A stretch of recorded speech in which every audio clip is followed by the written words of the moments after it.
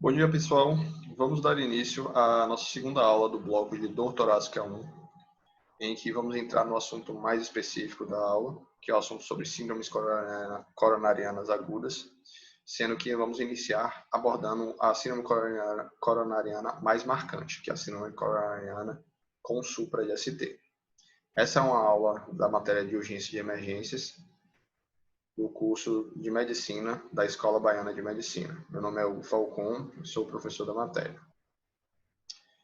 Aqui nessa imagem, logo inicial da capa, a gente pode ver um senhor que acabou de subir de um lance de escadas, está com um clima frio, levando a mão sobre o peito e cerrando ela. Você percebe que isso é algo súbito, que aconteceu de maneira súbita, provavelmente uma dor, e também porque ele larga a maleta dele no chão. Este daqui também é um sinal clássico, que a gente já comentou na aula passada, que se chama do sinal de Levine. Então, continuando com o caso clínico passado, em que a gente já abordou um paciente que veio com dor torácica, uma dor torácica sugestiva de síndrome coronariana aguda, nós vimos que a opção correta a se fazer a abordagem correta a se fazer era realizar o eletrocardiograma de 12 derivações. Realizado o eletrocardiograma de 12 derivações do nosso paciente, observamos que ele se apresentava com supra de ST nas derivações D2, D3, AVF e um pequeno supinha em V6. E um infra de ST em espelho, com imagem espelho, em D1 e AVL. Percebam que V1 e V3 também se apresentam com um pequeno infra, V4 também, pequeno infra, provável sendo uma imagem espelho do supra de ST que se apresenta na parede anterior. Sabendo que se trata de uma provável síndrome coronariana aguda com supra de ST, qual seria a conduta mais adequada a seguir? Solicitar marcadores de necrose miocárdica para concluir o diagnóstico, entrar com terapia Monabich, transferir o paciente para a UTI, solicitar raio-x de tórax para avaliação pulmonar e anatômica, solicitar V7, V8, V3R e V4R? Essa vai ser uma das perguntas que a gente vai estar respondendo no decorrer da aula. Então, de fisiopatologia, sem entrar muito em detalhamento, a síndrome coronariana aguda ela acaba acontecendo por um processo crônico e cumulativo do nosso corpo através da aterosclerose. Essa aterosclerose, por vários fatores inflamatórios, essa placa que se acumula nas coronárias e em todo o corpo, mas como estamos falando de síndromes coronarianas, então vamos abordar as coronárias. Então, essa placa, ela pode ser uma placa estável ou instável. Sendo uma placa instável, mais facilmente ela se rompe. Se rompendo, expondo o fator tecidual e vários outros fatores pró-trombóticos que vão gerar trombose dessa coronária e gerar os sintomas de síndrome coronariana aguda. Essa síndrome coronariana aguda, ela pode ser dividida inicialmente entre síndrome coronariana aguda com supra de ST e sem supra de ST. Sendo que com supra de ST nós temos somente uma etiologia, que é o IAM com supra de ST, e das síndromes coronarianas agudas sem supra de ST, temos duas possibilidades, o IAM sem supra e a angina instável. Nós temos no coração as artérias principais delas, que são as coronárias, que elas são ramos epicárdicos, ou seja, são ramos que passam por fora do coração. Então, nós vamos levar em consideração esses ramos epicárdicos para essa abordagem agora inicial, tá? Então, nesses ramos epicárdicos, se a gente tiver uma oclusão total, como mostra aqui na imagem da direita, essa oclusão total, ela faz com que não passe mais sangue para o local, gerando, consequentemente, uma injúria, uma oclusão total, uma não passagem desse sangue, não passagem de nutrientes e oxigênio, e, por fim, necrose dessas células que estariam sendo irrigadas por aquela artéria epicárdica. Essa artéria epicárdica não irrigada e com a necrose, ela vai acabar liberando diversos fatores, né, como também os marcadores de necrose miocárdica, que nós vamos estar falando mais à frente.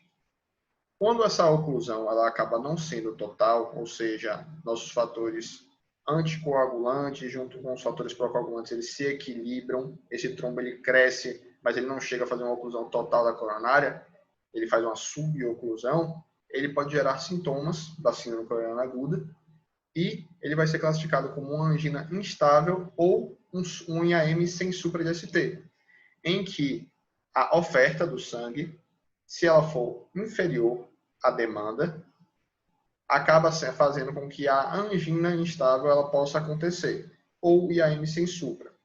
Mas como é que eu faço a diferenciação dos dois? Se ela for somente um pouco inferior, ela vai gerar isquemia, sem lesar as células, sem matar as células, sem gerar necrose.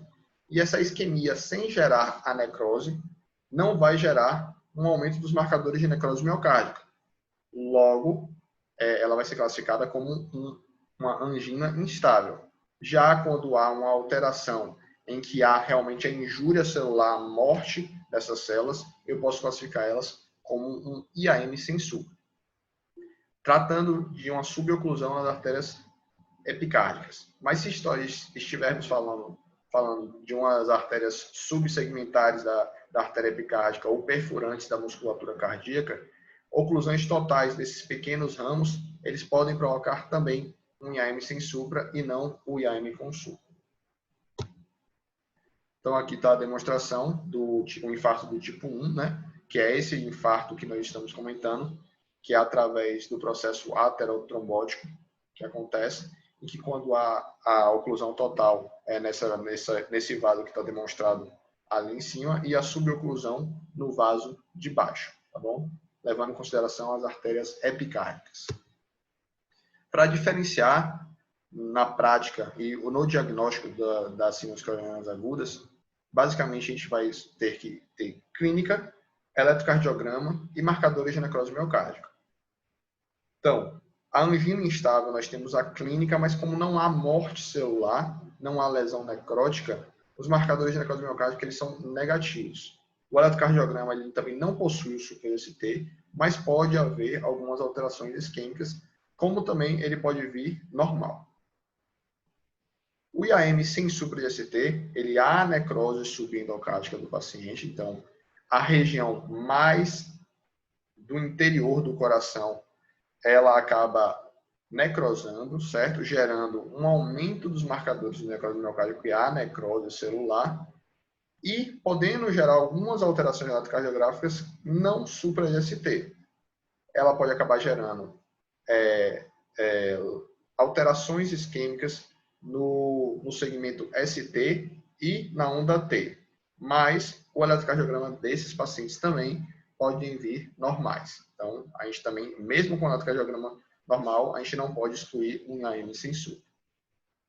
E já no IAM com supra de ST, ele há um tipo de lesão transmural, ou seja, eu peguei um vaso principal, e esse vaso principal eu vou lesar toda a minha parede que está sendo irrigada por aquele vaso principal. Então, por ele fazer uma lesão transmural, ele acaba gerando uma alteração eletrocardiográfica considerada que é a alteração com supra ST, e eleva os marcadores de necrose miocárdica, pois há injúria e morte celular dos miócitos.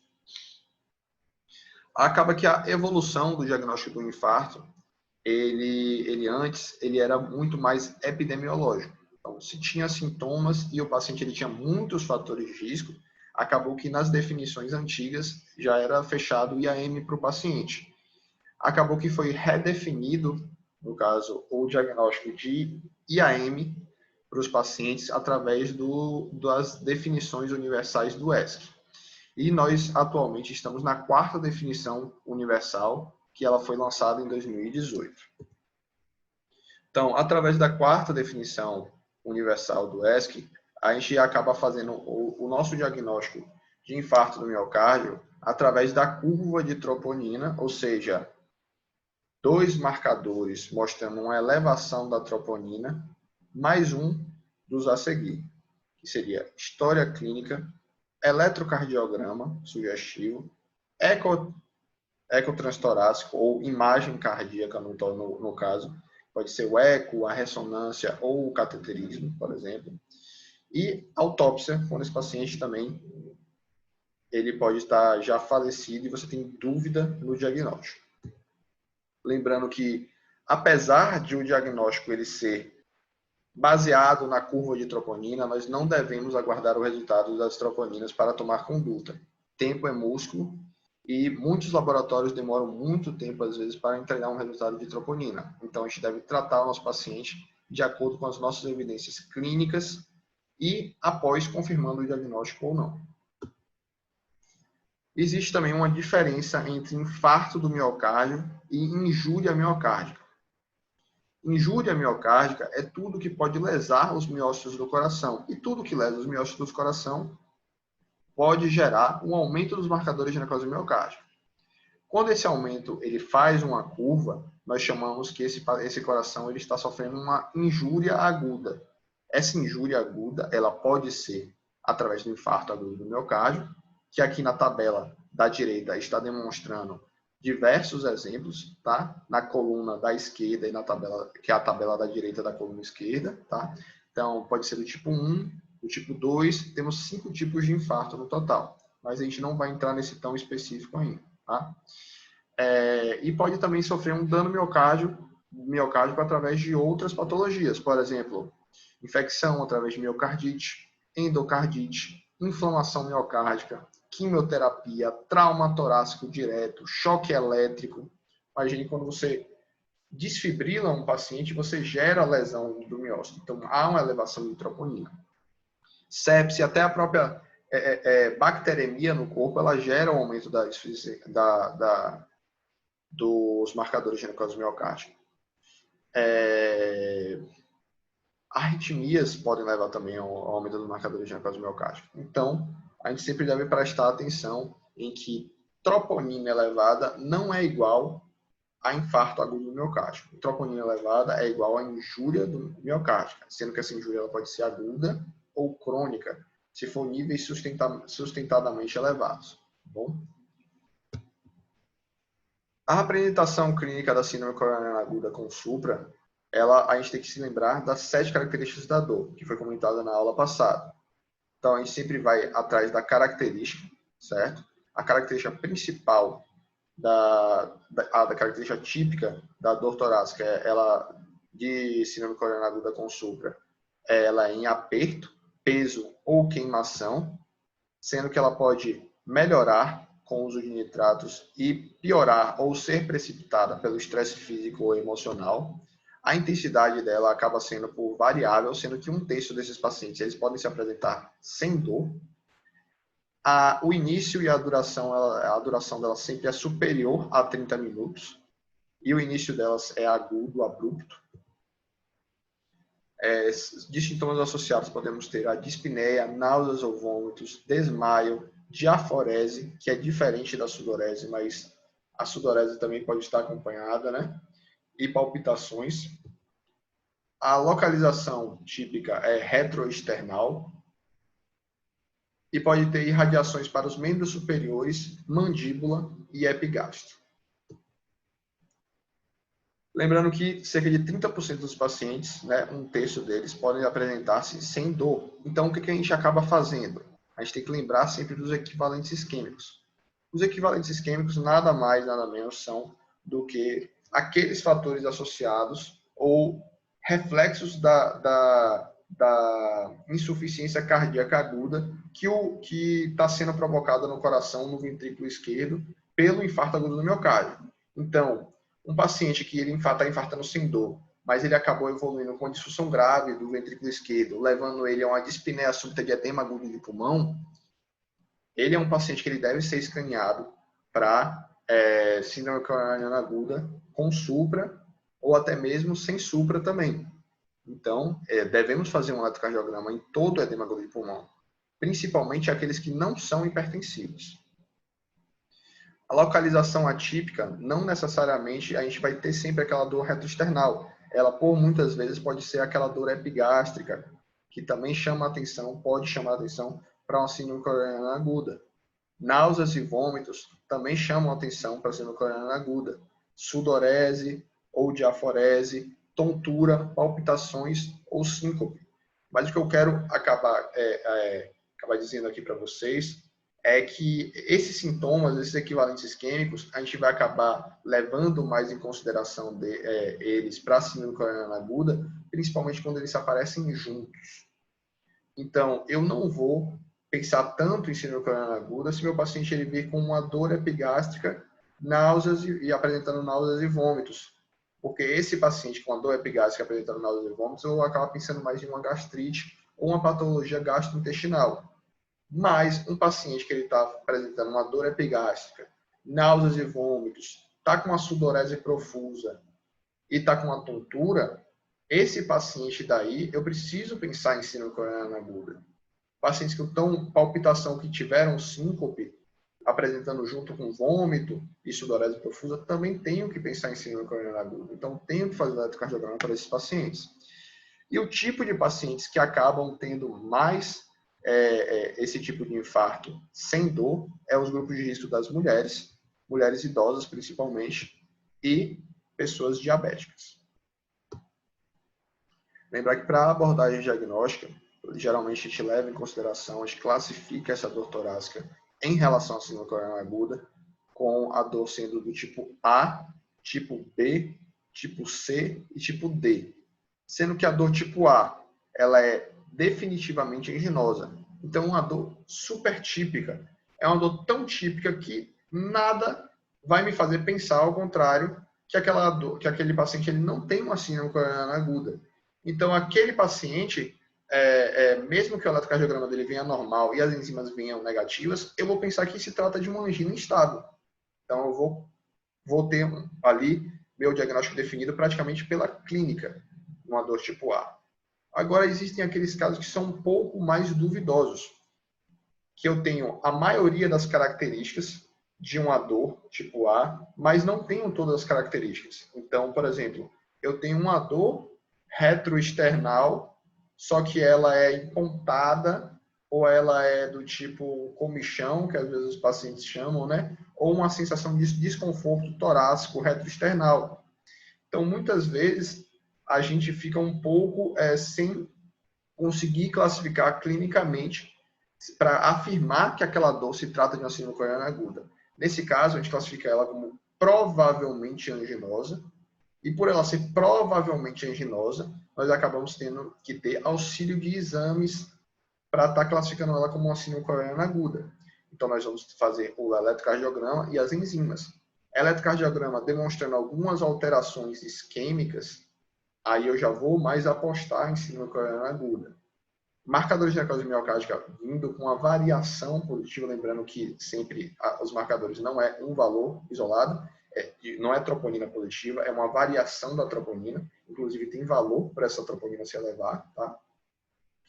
E também vou levar em consideração os fatores de risco do paciente, para estar classificando ela como uma B e talvez até reclassificando como realmente síndrome coronariana aguda mesmo, fechando o diagnóstico. Ou ela pode ser uma dor tipo C, que ela é provavelmente não anginosa, que aí vem aqueles pacientes com aquela dor epigástrica, com equivalentes isquêmicos, em que eu não me chama tanta atenção para a síndrome coronariana aguda, mas eu preciso dos exames agora não para confirmar a minha suspeita de síndrome coronariana aguda, mas eu preciso dos exames para afastar.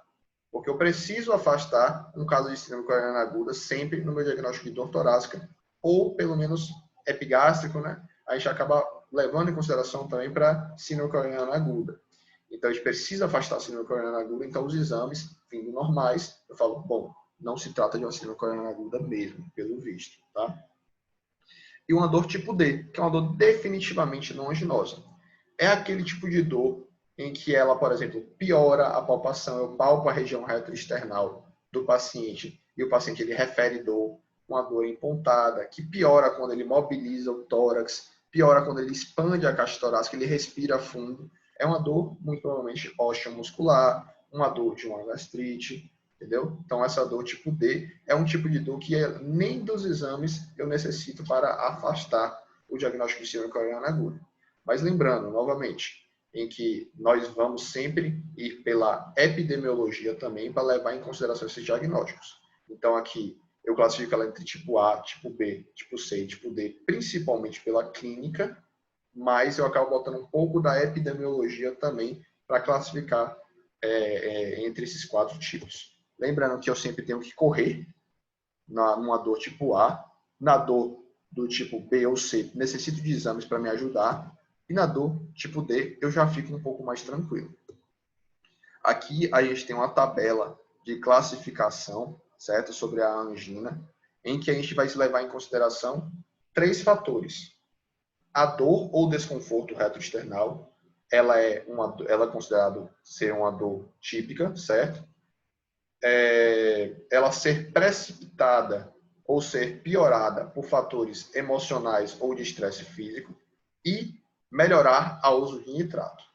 Se eu tiver 3 desses fatores, eu considero a dor muito típica. Então, ela provavelmente é uma dor tipo A, certo? Se eu tiver 2 desses fatores apenas, ela é uma dor provavelmente típica. Então, ela é uma dor tipo B, uma dor provavelmente anginosa. E se ela tiver somente um desses fatores que eu falei, ela é uma dor tipo C. Ela é uma dor provavelmente não anginosa, certo? Essas 3 características, elas estão nas diretrizes como que elas precisam estar presentes para a gente classificar um paciente como uma dor típica, certo? Então, dor típica não é igual a dor tipo A, mas dor tipo A provavelmente é uma dor típica.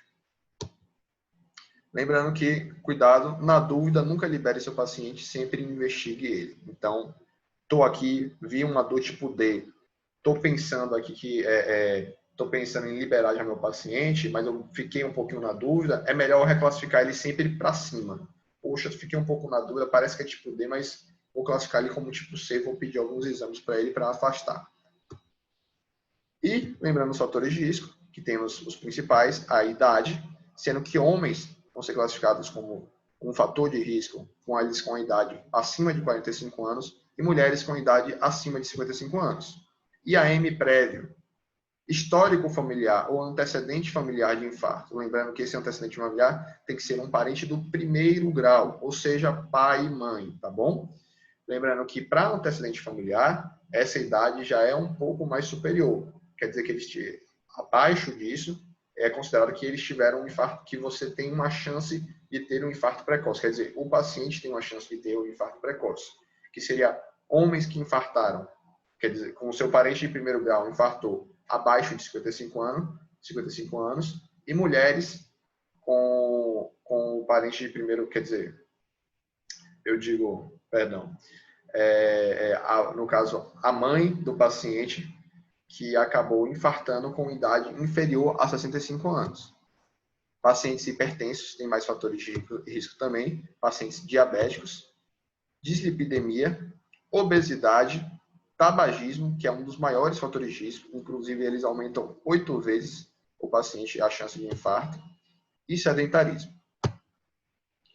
O exame físico, ele acaba sendo algo pouco expressivo em um paciente com síndrome coronariana aguda. Por quê? Porque a grande maioria desses pacientes com síndrome coronariana aguda, eles vão ser encaixados em uma síndrome coronariana aguda que acabou não gerando tanta disfunção miocárdica. Porque o infarto é algo localizado no coração. Então, os sintomas dele, eles vão vir do coração, certo? Então, a progressão da disfunção miocárdica esquerda é o que vai acabar gerando sintomas, e isso também acabou gerando uma classificação chamada classificação de KILIP do paciente. Então, KILIP 1 acaba sendo um paciente sem disfunção miocárdica nenhuma, sendo que ele está sem dispneia, sem V3 e sem crepitações pulmonares. KILIP 2, meu ventrículo esquerdo já não está funcionando muito bem, eu já tenho algum grau de congestão, então eu tenho um acúmulo com crépitos bibasais, no caso pulmonar, né? E vou ter a presença de B3, que é um sinal já de uma sobrecarga de volume nesse meu coração.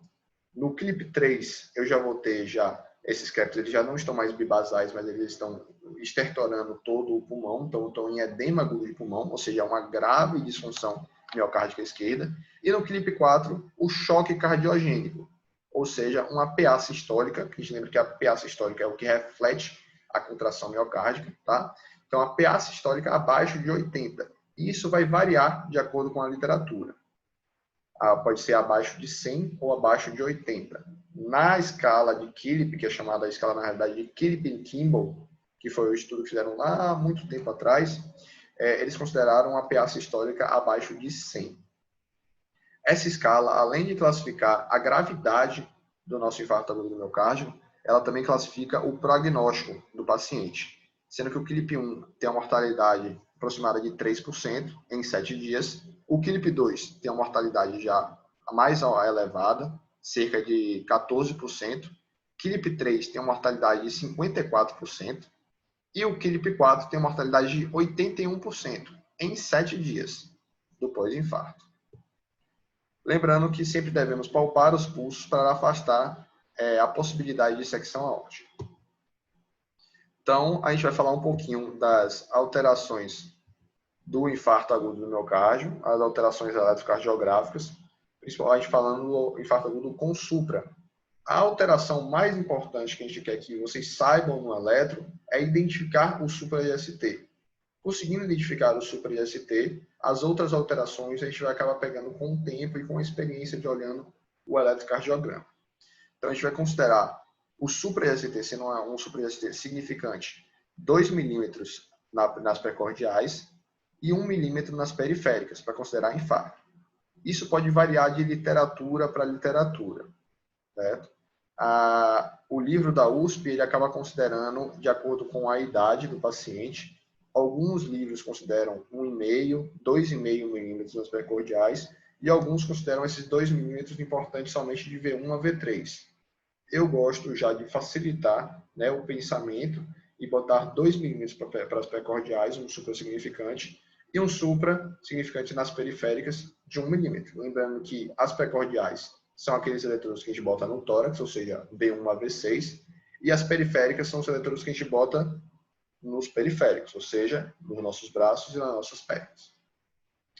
Para identificar o supra-IST, nós vamos prestar atenção, muita atenção, nesse ponto aqui chamado de ponto J.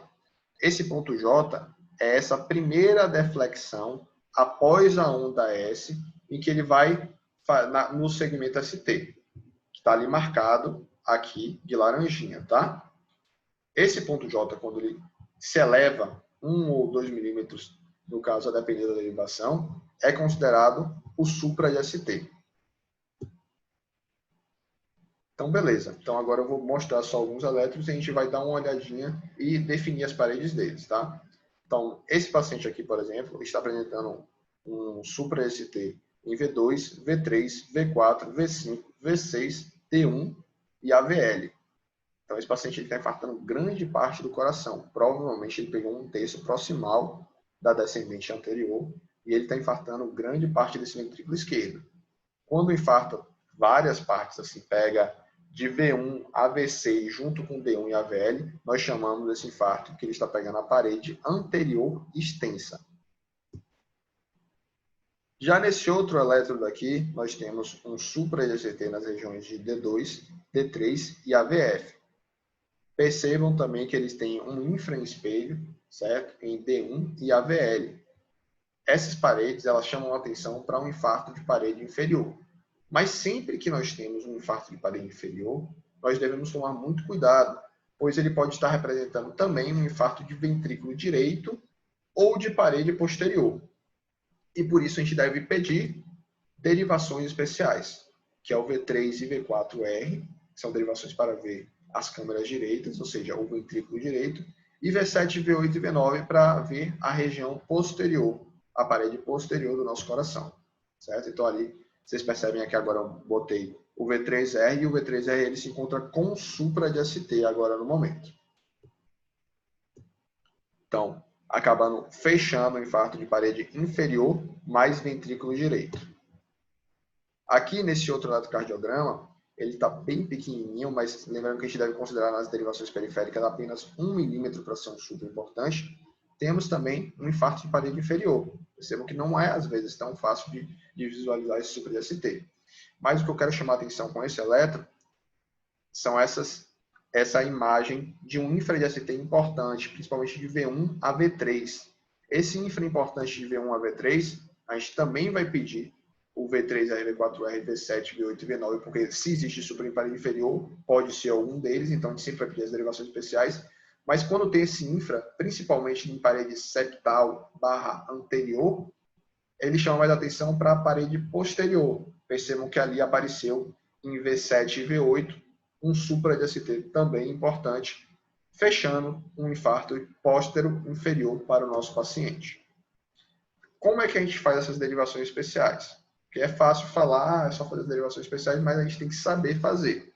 Muitas vezes, no nosso plantão, a enfermagem eles acabam não sabendo fazer, ou eles dizem que não existe esse eletrodo nas derivações, no eletrocardiograma de todas as derivações. Nesse caso, você não precisa de eletrodos adicionais. Os eletrodos que você bota nas precordiais, você vai reposicionar ele, e ele vai representar esse V3R, V4R, ou V7, V8, V9, como demonstrado aqui na imagem. O eletrocardiograma comum, ele corre para a esquerda, certo? Ele correndo para a esquerda até V6, a gente pode pegar o V3 e V4 desse eletrocardiograma de 12 derivações que corre para a esquerda e reposicionar como se fosse um espelho, botando um espelho para a direita, fazendo com que esse V3 fique na posição de V3R, ou seja, V3 right, de direita, e V4, V4R, certo? Ou seja, ele vai estar localizado, o V4R, na região hemiclavicular direita, no quinto espaço intercostal, e o V3R, ele vai estar posicionado entre o V1 e o V4R, no meio do caminho, ou seja, numa posição ali do meio do caminho, que vai ser aproximadamente no quarto espaço intercostal, em cima da costela do quinto, a quarta costela. E agora explicando o porquê que esse infarto de parede inferior ele pode ser tanto um infarto de parede posterior e um infarto de ventrículo direito, é porque a parede posterior ela é irrigada duplamente por essas coronárias. A CX, que é a coronária circunflexa, ela passa por detrás do coração e depois ela desce, emite um ramo que desce para irrigar a parede inferior. E a coronária direita, que irriga o ventrículo direito, ela também desce através do ventrículo direito e também ela irriga com a sua ponta também lá a parede inferior. Se este trombo, estão aqui com todas as coronárias, se esse trombo acabar acometendo, por exemplo, um ramo proximal dessa coronária direita, como está demonstrado aqui, ele vai ocluir e vai acabar infartando o ventrículo direito e dali para baixo não está passando nada. E também vai pegar a parede inferior, pois ela está fazendo uma oclusão lá mais proximal da coronária direita, certo? E aí eu peço o V3R e o V4R para estar verificando se ele pegou ou não pegou o ventrículo direito. Porém, se ele for, por exemplo, da circunflexa, e eu tiver também uma oclusão mais proximal da circunflexa, ele também irriga a parede inferior e ele também vai demonstrar esse infarto como se fosse um infarto de parede inferior. Então, eu preciso fazer um eletrocardiograma de V7, V8 e V9 para visualizar se esse infarto da circunflexa acabou pegando a parede inferior também. Então, sempre que existir um supra em D2, D3 AVF, a gente vai pedir V3R, V4R, V7 a V9, certo? Porque existe um possível supra em outras paredes também. E sempre que existir um infra grande, importante, em parede anterior, no caso de V1 a V3, a gente deve pedir V7 e V9, porque pode ser um supra oculto somente lá na parede posterior. E o bloqueio de ramo esquerdo? Bom, o bloqueio de ramo esquerdo, ele também é considerado, um bloqueio de ramo esquerdo novo, ele também é considerado como uma alteração isquêmica equivalente ao supra-IST. Mas lembrando que ele é um bloqueio de ramo esquerda novo ou presumidamente novo, certo? Aí algumas pessoas podem acabar perguntando porque o ESC ele também botou que o bloqueio de ramo direito novo, ele também pode ser considerado com a mesma alteração do supra-IST. Porém, a nossa dificuldade acaba sendo mais no bloqueio de ramo esquerdo, pois o bloqueio de ramo esquerdo ele mascara o supra-IST, pois o próprio bloqueio de ramo esquerdo ele já tem o supra-IST dele mesmo, sendo que o bloqueio de ramo direito ele não mascara esse supra-IST. Então, sempre que eu tenho um bloqueio de ramo esquerdo com um infarto com supra, ele vai se demonstrar nesse bloqueio de ramo direito, certo? Então aqui a gente percebe um eletrocardiograma que ele aparenta ter um supra de ACT, por exemplo, em V1, V2, V3 e V4, e talvez infras em V5 e ali em V5 e V6. Mas, na realidade, a gente tem que prestar atenção que esse bloqueio de ramo esquerdo, que se trata de um bloqueio de ramo esquerdo, pois ele está com o QRS bem alargado, ou seja, toda vez que eu tenho um QRS acima de 120 milissegundos, eu devo prestar atenção, pois aquilo se trata de um bloqueio de ramo. Esse bloqueio de ramo ele pode ser esquerdo ou direito, certo? Sendo que o bloqueio de ramo esquerdo, ele tem essa característica que ele, de V1 a V3, geralmente ele é negativo, e em V6 e V5 ele se encontra positivo, sendo que a onda T, ela sempre se encontra em oposição ao complexo QRS, na realidade a resultante do complexo QRS. Então percebam que sempre está na direção trocada e com esse QRS alargado. Beleza, Hugo. Mas quem tem bloqueio de ramo esquerdo não pode infartar, e ser um infarto com supra também, e esse supra de ACT não pode mascarar o meu infarto com supra? Pode sim, certo? A gente sempre deve investigar se é novo, mas existe um critério para pessoas que já têm um bloqueio de ramo esquerdo antigo, para a gente avaliar se esse bloqueio de ramo esquerdo, mesmo sendo antigo, o paciente está fazendo um infarto agudo do miocárdio com supra junto. Que aí a gente vai avaliar se essa elevação do segmento ST é maior do que 1 milímetro, se o QRS, ou seja, se aquela onda T que antes era discordante, agora ela encontra-se concordante e com supra de 1 milímetro, aí a gente pode considerar, isso vale 5 pontos, certo? Uma depressão do segmento ST maior do que 1 milímetro nas derivações V1, V2 e V3, e percebam que em V1, V2 e V3 geralmente é supra de ST, e agora eles estão com infra de ST. Ou a elevação do segmento ST maior do que 5 milímetros, discordantes do complexo QRS. Vocês viram que ali, de V1 a V3, eles realmente estão discordantes, mas eles não superam esses 5 milímetros.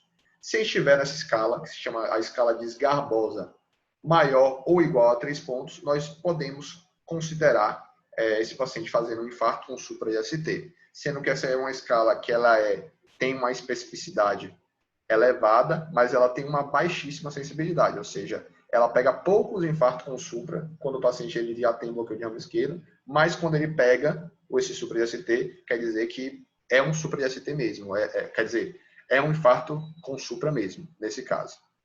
Certo? Essa escala de Sgarbosa eu só trouxe a título de curiosidade, tá? Mas é uma escala bem específica, com alguns critérios, então é só para apresentar para vocês mesmo.